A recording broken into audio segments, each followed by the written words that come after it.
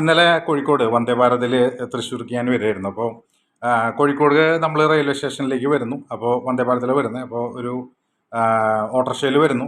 നല്ല ബ്ലോക്കാണെന്ന് പറഞ്ഞാൽ നല്ല ബ്ലോക്കാണ്. നമ്മൾ പുതിയ സ്റ്റാൻഡ് മുതൽ ഇങ്ങോട്ട് ഓട്ടോറിക്ഷയിൽ ഭയങ്കര ബ്ലോക്കാണ്. നമ്മൾ അവിടെ എത്തുമ്പോൾ പോലീസുകാരൊരു പടയുണ്ട് അവിടെ. അവരെല്ലാവരും കൂടിയിട്ട് ഈ ഓട്ടോറിക്ഷ ഒന്നും ഇവിടെ ഇടാൻ പറ്റില്ല, അങ്ങോട്ട് പോ അങ്ങോട്ട് പോ. അതായത് നമ്മൾ ഈ റെയിൽവേ സ്റ്റേഷൻ്റെ ഭാഗത്തൊന്നും ഓട്ടോറിക്ഷ ഇടാൻ പാടില്ല, ബ്ലോക്ക് ഉണ്ടാക്കരുത് പോകുമെന്ന് പറഞ്ഞിട്ട് അവിടെ വേറെ ബ്ലോക്കൊന്നും ഇവരുണ്ടാക്കുന്ന ബ്ലോക്കേ ഉള്ളൂ. അങ്ങോട്ട് കയറ്റി. അപ്പോൾ ഇതിൻ്റെ അപ്പുറത്തേക്ക് മാറ്റിയിട്ട് ഞങ്ങളുടെ ഓട്ടോറിക്ഷ നിർത്തിയിട്ട് ഞങ്ങൾ രണ്ടാൾ ഇറങ്ങേണ്ട കാര്യമാണ്. ഇറങ്ങേണ്ട പരിപാടി ആകുമ്പോഴേക്കും പിന്നാലെ ഓട്ടോറിക്ഷക്കാർ വന്നിട്ട് ഇവിടെ നിർത്താൻ മറ്റേതൊന്ന് പ്രശ്നമാണെന്ന് പറഞ്ഞിട്ടൊക്കെ ഓടിപ്പിക്കുകയാണ്. ഞങ്ങളവിടെ നിന്ന് കയറി ഈ വന്ദേ ഭാരതിൽ കയറുന്ന സമയത്ത് അവിടെ കുറേ വണ്ടികൾ കിടക്കുന്നുണ്ട്.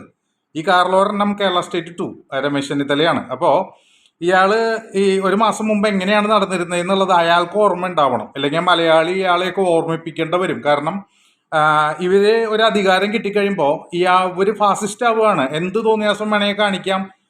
ഇപ്പോൾ ആ ട്രെയിനിൽ വരാൻ തന്നെ ഇതേ ബ്ലോക്കിൽ പെട്ടിട്ട് എത്ര പേര് ഓടിപ്പടഞ്ഞു വരുന്നുണ്ടാവും.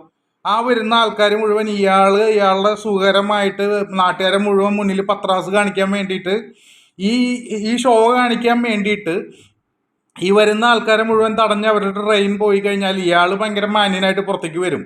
നമ്മുടെ ചെലവിൽ നിന്നിട്ട് ഇയാൾ നമ്മളെ മുഴുവൻ എന്താ പറയുക ഉപദ്രവിച്ചുകൊണ്ടിരിക്കേണ്ടത് നല്ലതല്ല.